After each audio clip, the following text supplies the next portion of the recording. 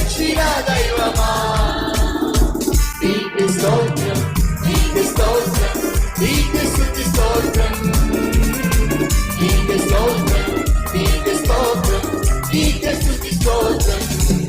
నన్ను విడిపించిన, నన్ను రక్షించిన, నన్ను క్షమించిన, నన్ను కరుణించిన, నన్ను విడిపించిన, నన్ను రక్షించిన, నన్ను క్షమించిన, నన్ను కరుణించిన నా యేసుకే స్తోత్రము, నా క్రీస్తుకే వందనము, నా యేసుకే స్తోత్రము, నా క్రీస్తుకే గట్టిగా, నా యేసుకే స్తోత్రము, నా క్రీస్తుకే వందనము, నా యేసుకే స్తోత్రము, నా క్రీస్తుకే వందనము.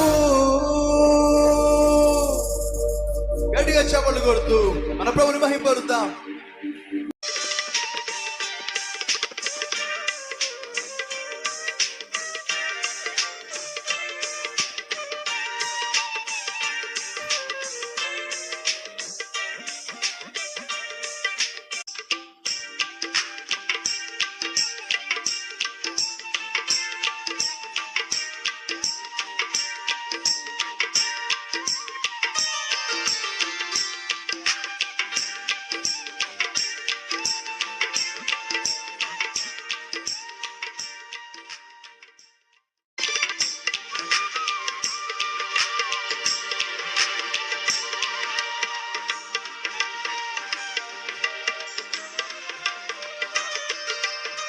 దేవుని బిడ్డలుగా మనం ఆయన ప్రేమను ఉద్యోగం చేస్తున్న చోట, వ్యాపారం చేస్తున్న చోట, చదువుకుంటున్న చోట, పరిచర్యలో పాల్పంచుకుంటున్న చోట, హాస్పిటల్లో, స్కూల్స్ అండ్ కాలేజెస్లో, ఎక్కడ నువ్వు ఉంటే అక్కడ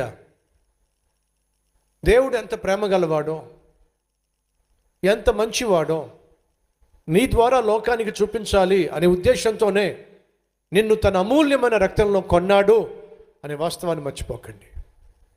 ఆది సంఘము అనుదినము దేవుని సన్నిధిలో కనిపించారు, అనుదినము వాక్యము ధ్యానించారు, అనుదినము ప్రేమను పంచారు, అనుదినము ముగించేస్తున్నారు. రెండవ అధ్యాయం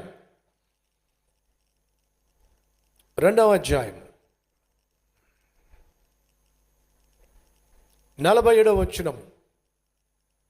ఆనందముతోనూ నిష్కపటమైన హృదయముతోనూ ఆహారము పుచ్చుకొనుచు ఉండిరి, మరియు ప్రభువు రక్షణ పొందుచున్న వారిని అనుదినము సంఘముతో చేర్చుచు ఉండిరి.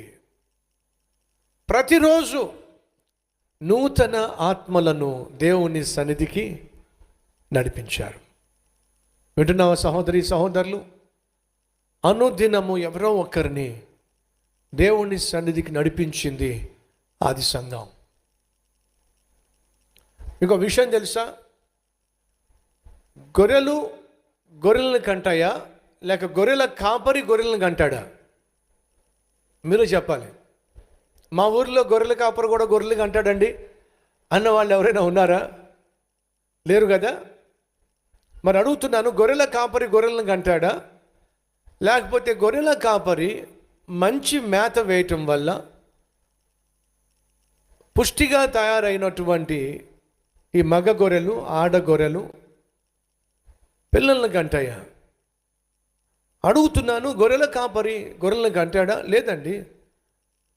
కాపరిగా నేను చేయగలిగింది ఏమిటంటే మీకు పుష్టి అయినటువంటి ఆహారాన్ని, స్వచ్ఛమైనటువంటి ఆహారాన్ని మీకు అందించటము కాపరిగా నా బాధ్యత. మీరు ఎంతమంది నమ్ముతున్నారు, విశ్వసిస్తున్నారు, సాక్ష్యం ఇస్తారు?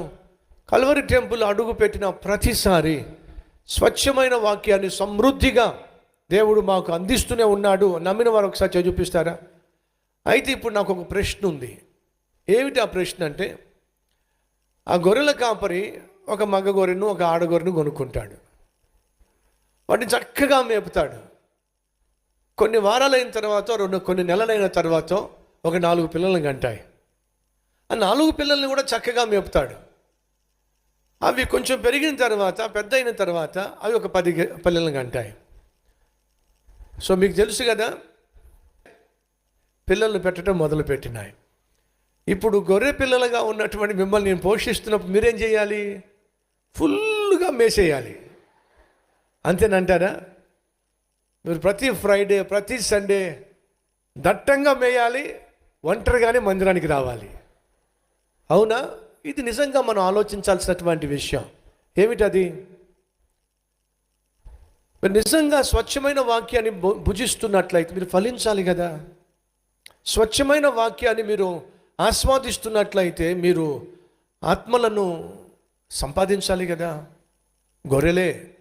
గొర్రెలను కంటాయి. అడుగుతున్నాను, మనలో ఎంతమంది మరొకరిని రక్షణలోకి నడిపించేటటువంటి ఆత్మీయ స్థితిని, పరిపక్వతను కలిగిన వారు ఎంతమంది?